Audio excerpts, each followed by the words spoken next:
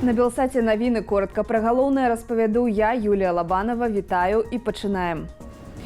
Назад у СССР. На плошчы Незалежнасці ў Менску ўзладзілі ўрачыстае святкаванне 106-й гадавіны кастрычніцкай рэвалюцыі.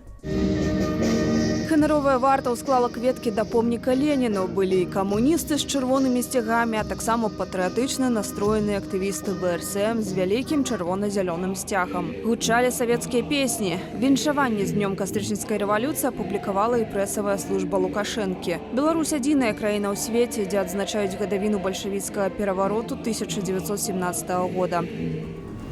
Беларуская тэнісістка Арына Сабаленка больш не першая ракетка свету. Ейнае месца заняла полька Іга Свёнтык, якая выйграла сёння ўначы выніковы турнір жаночай тэніснай асацыяцыі ў мексіканскім Канкуне у амерыканкі Джесікі Пегула. Сабаленка прабыла ў статусе першай ракеткі свету 2 месяцы пасля адкрытага чэмпіянату ЗША па тэнісе. Святлана Ціханаўская сустрэлася з новым амбасадарам Чэхіі ў Вільні Алешам Опытам. Абмеркавалі магчымасці будучай супрацы, правядзення супольных падзеяў у Вільні, у тым ліку з удзелам сем'яў рэпрэсаваных. Ціханаўская запрасіла дыпламата далучыцца да Дня салідарнасці з Беларусю 12 лістапада. Алеш Опыта паабяцаў падтрымліваць сувязь з дэмакратычнымі сіламі Беларусі. Змясцілі ў памяшканні камернага тыпу і працяглы час не дапускаюць адваката. Пра такое абыходжанне ў калоніі з праваабаронцам і нобелеўскім лаўрэатам Алесем Бяляцкім распавяла ягоная жонка Наталя Пінчук. На сусветным форуме за дэмакратыю ў Страсбуры яна звярнулася з заклікам дамагчыся вызвалення палітвязняў. Сёння дамагацца безумоўнай свабоды для Алеся Бяляцкага, для ўсіх беларускіх палітычных вязняў, дамагацца свабоды для Беларусі – гэта значыць адстойваць мірную будучыню Беларусі і ўкраіны, і нашага рэгіёну, а значыць і свету ў цэлым. Свабода – гэта мір.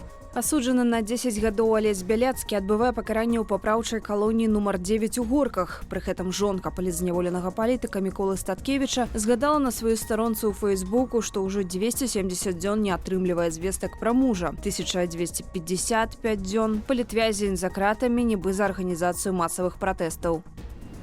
Для выбараў ва ўкраіне цяпер не час, прынамсі да завяршэння канфлікту з Расіяй. Пра гэта заявіў Владзімір Зеленскі, адзначыў, што ўсе рэсурсы трэба накіраваць на патрэбы абароны супраць расійскай агрэсіі. Я вважаю, що зараз вибори не на часі. Я лічу, што цяпер не час для выбараў. І калі трэба паставіць кропку ў той ці іншай палітычнай спрэчцы і далей працаваць у адзінстве, то ў дзяржаве ёсць структуры, якія здольныя ставіць кропкі і даваць грамадству ўсе неабходныя адказы, каб не засталося прасторы для канфліктаў і чужой гульні супраць Украіны. Та чужої гри проти України.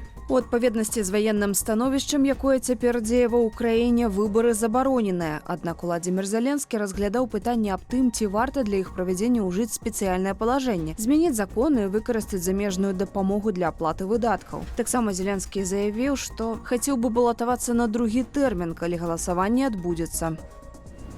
У Кіеўскай вобласці загінуў памочнік галоўнакамандуючага ЗСУ маёр Геннадзій Часцякоў. Прычынаю смерці паслужыў выбух гранаты, якая ўзарвалася ў ягонай кватэры. Боепрыпас апынуўся сярод падарункаў, якія Часцякову прэзентавалі на дзень народзінаў.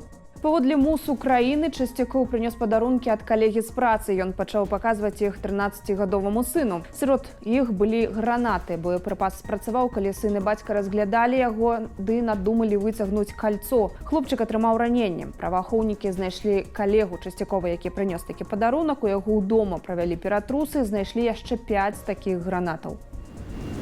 У Менску усталёўваюць помнік Александру Неўскаму. Скульптура вышынёю 11,5 метраў з'явіцца на перакрыжаванні вуліцаў Старавіленскай і Новавіленскай непадалёк расійскай амбасады. Ідэя належыць паслу Расіі ў Беларусі Барызу Грызлову. Яе падтрымаў Лукашенка. Гледзячы на тое, што асоба Неўскага, які княжаў у сярэдзіне 13 стагоддзя, не мае дачынення да Беларусі. Адзін з найбуйнейшых гандлёвых цэнтраў згарэў у сталіцы Бурацыі. Улан-Удэ для тушэння прыцягнулі больш за 160 пажарнікаў. Абышлося без пацярпелых, 6 асобаў эвакуявалі. Полымя ахапіла плошчу каля 22 тысяч квадратных метраў гандлёвага цэнтру «Гвоздь». Пажар удалося лакалізаваць праз 4,5 гадзіны. Як сапраўдны толькі драўляны аматар з В'етнаму сабраў драўляны Tesla Cybertruck. Праца заняла каля 100 дзён. Ён зварыў металічныя пруты, з якіх складаецца рама транспартавага сродку, затым дадаў падвес, стэрнавое кіраванне, дыскавыя тармазы і электрамотор. І гэта ўсе навіны ў кароткім аглядзе. Каментуйце выданне, стаўце лайкі і дзяліцеся ім. Так інфармацыю пабачыць яшчэ больш гледачоў. Падсумаванне ж інфармацыйнай карціны дня глядзіце ў аб'ектыве А20 і заставайцеся з намі.